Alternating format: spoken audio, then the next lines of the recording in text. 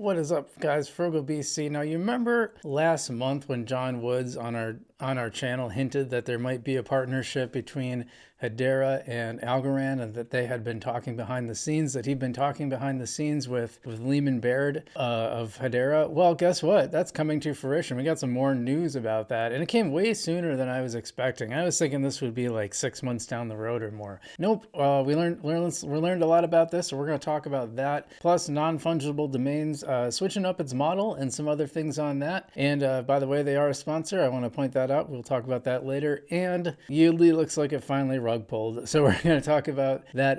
One downer news, but some good things ahead for non-fungible domains, I think. I think it's a positive. I actually think it's a good idea what they're doing. Some people might disagree. And of course, this news between Algorand and Hedera is just excellent. So we're going to talk about that, all that today on today's Frugal BC. Before we do that, guys, if you wouldn't mind hitting that like button and subscribe to the channel so you can see all our crypto experiments and crypto news. And with everything we do, we try to bring you the good, the bad, and the ugly. And, you know, sometimes people don't like that, but I think if you value honest reporting and you just want the truth about this stuff and no fluff, this is what we do here on the channel. By the way, we are brought to you by Non-Fungible Domains, so I do want to be clear that they are a sponsor on the channel. And if you want that .algo address after your name, go check it out. Go check them out today. It's so much easier to use the .algo address than all these letters and numbers. And you can get that right in the link below, Non-Fungible Domains. And we are brought to you by Fractal Monsters, a play-to-earn game on the Algorand blockchain. I really love what these guys are doing. They're just following the roadmap. They're building a good play-to-earn game that you can play on the Algorand blockchain. It's a lot like Pokemon mixed with Tamagotchi mixed with a little bit of Smash Brothers. And you can play for free too. You don't have to buy anything if you don't want to, or you can buy one of their critters to open up a lot of the game. So check that out in the link below in the description below here. And besides that, let's just get into this because I did not see this coming so soon. And we broke big news on our channel. John Woods came on in December for our Christmas special. You know, it was like maybe 6 days before Christmas or something. He dropped a lot of news, but the biggest thing, one of the things that really surprised me is he talked about how he and Leemon Baird have been talking a lot. Leemon Baird being one of the founders of Hedera, and how they were actually in talks for a potential partnership, and that we would see that coming forward. I did not think, well, first off, it was a big deal, and I was like, wow, that's big, because no one was talking about that before that. And now it's live, or, well, not live. We know a lot more about it. So it looks like it's going to be, they're partnering on a decentralized recovery option. So a good way to get your assets back if you can't, because this is one of the things that's really frustrating for a lot of ordinary folks, is like either you trust something like Coinbase and then it's, you know, the whole not your keys, not your crypto thing. But if it is your keys, then you have to keep track of your keys, and there's the potential for a loss. You know, you've all heard the story of the person who's left is trying to find their hard drive in a dumpster that has millions of dollars worth of Bitcoin on, etc., etc. Well, these guys are starting a partnership. So instead of decentralized finance, DeFi, it's DREC, decentralized recovery. And let's just see what Leemon Baird has to say about that. It is the DREC Alliance, decentralized recovery. So DeFi is decentralized finance, DREC is decentralized recovery. So it's the DREC Alliance. And, you know, Algorand and Hedera are involved right now, but other blockchains will also be involved. And we are recruiting others. And then we have lots of other people involved. We have wallets involved. We have people building apps for banks, people building apps for credit unions. Sure. So the building blocks and Bank Social are two that are building for them. We have wallets involved. And we want to get even broader people like password managers involved. By this because something I've talked about a long time, and something I talked with John about when he was on my channel, is just the idea that crypto needs to get to its GUI phase. In other words, it needs to get to the point where it's not just a bunch of like hobbyists that are really into this stuff. It has to be usable by the average person, and for that it has to be a lot more user friendly. So the fact that they're building out these things for banks and other types of real world assets, real world businesses and such like that, that's a big deal for crypto. Now, I've always said that I thought there was something that seems similar between Algorand and Hedera, and I think it's the focus on like actually solving real world problems versus just creating something that's a vehicle for investment and hype and such. So that's one of the things I really like about both of these chains. You know, I've covered Hedera. I know I don't cover Hedera as much as Algorand, but I'm so excited about this news. The fact that both of these things are that they're partnering up, and then it sounds like other blockchains are going to be involved eventually as well. So I just think that's really cool. I'm excited about this, and you know, good for them. Good for them for partnering. Nice to see John with Leemon Baird, and I'd love to like talk to Leemon Baird on the channel sometime. He seems like a cool dude. So, but yeah, this is the kind of stuff I want to see more of going forward, and it also really strengthens my choice. My decision to makes me feel good about my decision to start covering Hedera more as well. And I know I haven't covered it as much as I should. I know because there's so much stuff in Algorand like every week to cover. But I am a big fan of Hedera. I own a lot of Hedera. So and awesome to see this. I'm just really happy. So let's get to beyond that. Why don't we talk about non-fungible domains now? As I disclosed earlier in the show, and I want to be clear about that, I am a sponsor, so take that with a grain of salt. You know, if you don't want to listen to me, I understand about this, but I do think, well, let's just see, because they released a new roadmap, and not everyone loves it, I'll be honest. I've seen some pushback. But let's take a look. This is 2024 and beyond. The non-fungible domains. We are committed to making the So I kind of explained what this was earlier. It's basically a way to get a dot. You have a .algo address after your name, or as your address that points to your address instead of all those letters and numbers. And it just makes it so easier to do stuff on Algorand when you don't have to remember all the letters and numbers of your address. You know, like you can go to LV, you can go to ASA stats and like just punch in your address. For me, it'd be frugalbc.algo. Punch it in and I can just see all my assets and how much is on there. So anyway, we are committed to making NFT protocols sustainable, interoperable, and decentralized. In pursuit of this vision for 2024 and beyond, we're planning some significant changes. Direct and permissionless minting directly from the registry contract will be possible without transaction lab needing to be involved.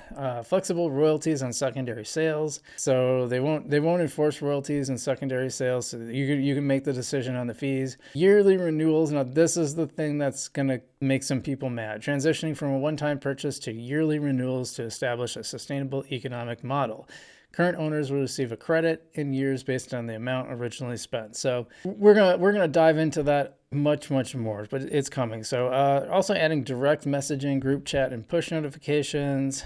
That's interesting. I don't know if I love that, to be honest. I kind of want less ways for people to message me, not more, if I'm being honest. But some people might find that really helpful, so I guess we'll see. Authentication and onboarding, a new authentication and onboarding flow to allow more cross-trained users to benefit from NFT. And so that's kind of neat, bringing users from other chains, I guess. That's cool. And then decentralized governance system, developing a governance system where voting power is derived from NFT ownership, not tokens. And, you know, they famously do not have any tokens. So I think I like that. I like that they're just making money on the product, but that comes with something. Let's talk about that, because I know this is the thing everyone's going to have opinions on. And it is the most significant change. They point that out. Yeah, is going from a one-time purchase model to a renewal model. And the way this works, by the way, is it gets more expensive the shorter your address is. So Frugal BC wasn't too bad because that's kind of a lot of letters. But if I just made it FBC, it would have been quite a bit more expensive to do that. And, you know, they don't really say much more than that. It's like the idea is like, well, if you just sell these, it's more sustainable if they have like regular income coming in than kind of like an eat what you kill scenario. And I know this because I operate a business with subscription models, with subscriptions, and it's a game changer. Like if I only got paid once, it'd be pretty tough. But having people renew subscriptions, it's very good from a revenue perspective and helps keep my business sustainable. So I can understand that. I can also understand the other side, because people aren't going to like, you know, people already have subscription fatigue. I mean, I just canceled Netflix. I'm probably going to cancel Prime because frankly, it's not saving me money. And I think most of their shows, besides The Expanse, suck. So there's like a couple of shows I've liked on there and most of them are just bad and they just look terrible. I just don't think they're aimed at me. Let me put it that way. That's maybe a better way to put it. Yeah, so this is what the model's going to look like. So me, I think I paid the $37.50. So it's going to be $4. $4 a year, but I'm gonna get that for 10 years.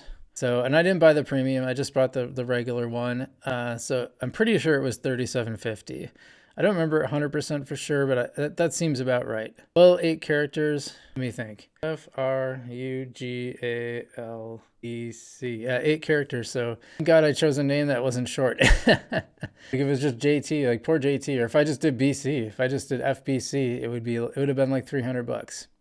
So yeah, so like, you know, if you bought one of these for $37.50, you're gonna have it for another 10 years before you got to pay.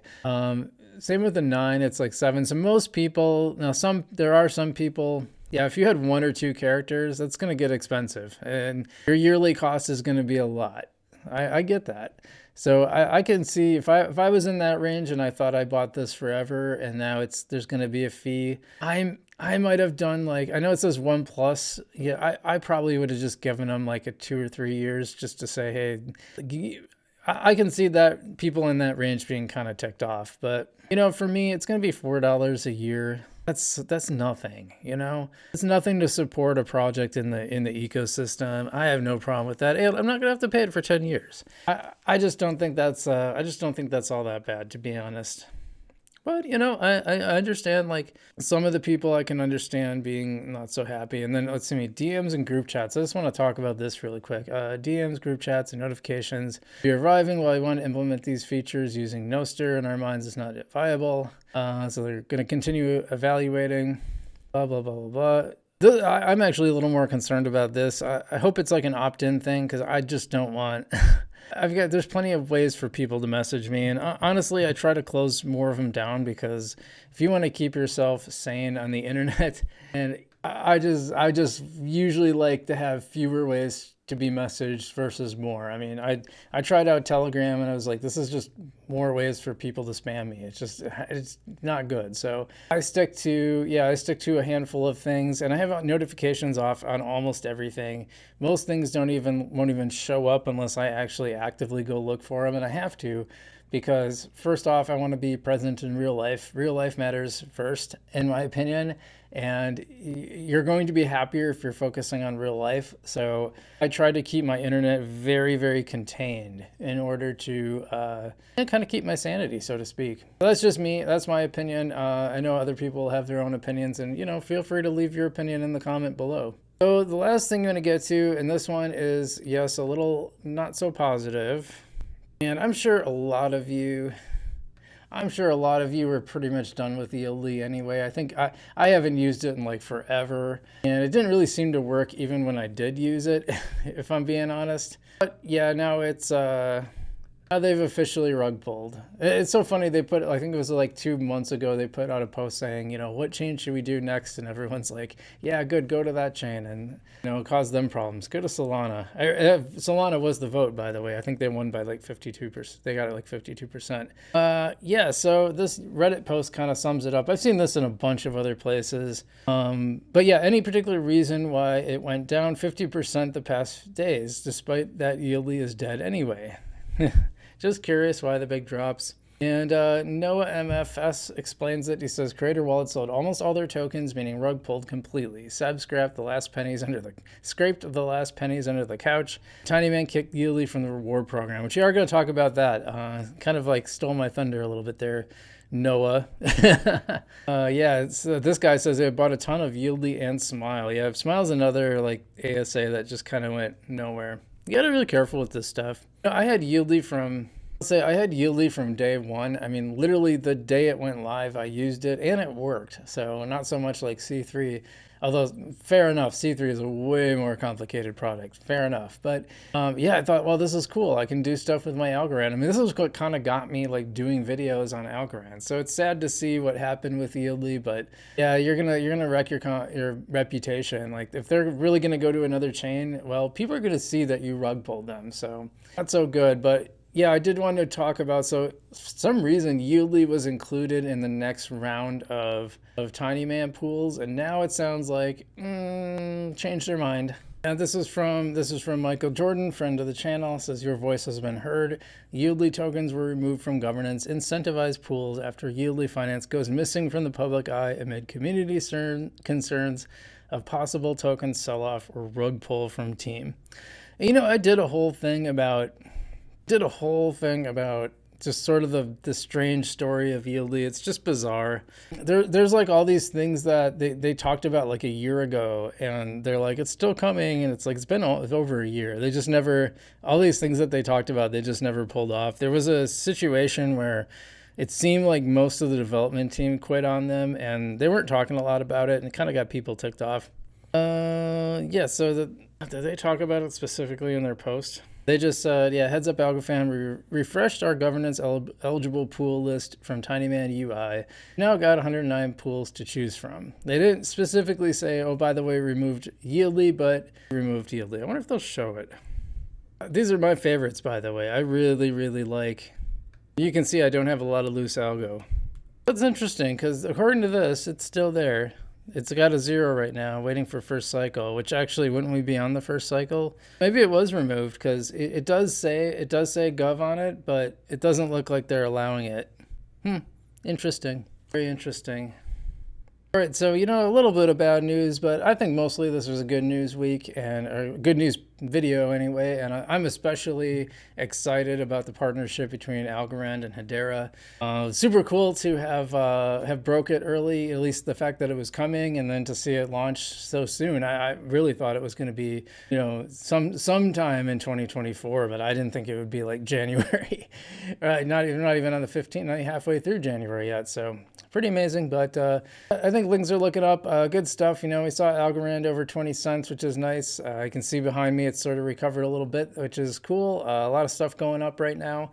Definitely other coins I've made a lot of money on. MetaStau, I'm way up on MetaStau, like almost 4x, I think. Wait, no, more than 4x. And I've nearly got a moon bag on that one, so good to see that. Yeah, good stuff. So anyway, thanks so much for watching. Stay safe out there. Not your keys, not your crypto, and I'll see you in the future.